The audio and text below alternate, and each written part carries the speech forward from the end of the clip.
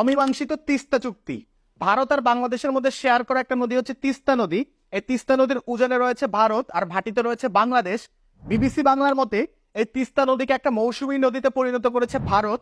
আপনি দেখবেন শুষ্ক মৌসুমে এই নদীটা পুরোপুরি শুকিয়ে যায়, আর বর্ষাকালে একেবারে পানি উপচে পড়ে বাংলাদেশের শত শত গ্রাম কিন্তু প্লাবিত হয়। অনেকগুলো মানুষ আসলে নদী ভাঙনের শিকার হয়। গদাই গ্রামের মোহাম্মদ হাফিজ আলী বলছিলেন যে তার পরিবার কিন্তু এই পর্যন্ত 3 বার এই তিস্তা নদীর পানির কারণে নদী ভাঙনের শিকার। বেশিরভাগ টাইমে তিস্তা নদীতে পানি থাকে না, আর যখনই দেখা যায় যে অনেক বৃষ্টি হচ্ছে বা বর্ষাকাল হচ্ছে তখন তারা ইচ্ছা মতো কিন্তু পানিগুলো আসলে ছেড়ে দেয়। 1998 সালে এই তিস্তা নদীর উপর গজলডোবা বাঁধ নির্মাণ করে ভারত। সেই গজলডোবা বাঁধ তারা নিজেদের ইচ্ছা মতো খুলে আবার নিজেদের ইচ্ছা মতো লাগিয়ে দেয়। সো এই সমস্যার সমাধানের জন্য বাংলাদেশ আর ভারতের মধ্যে কিন্তু পানি বন্টন চুক্তি হওয়ার কথা 2011 সালে। বাংলাদেশ ভারত দুটো দেশে কিন্তু এই চুক্তিটা করতে বা ঠিকভাবে পানি বন্টন করতে আসলে রাজি হয়েছিল, কিন্তু পশ্চিমবঙ্গের মুখ্যমন্ত্রী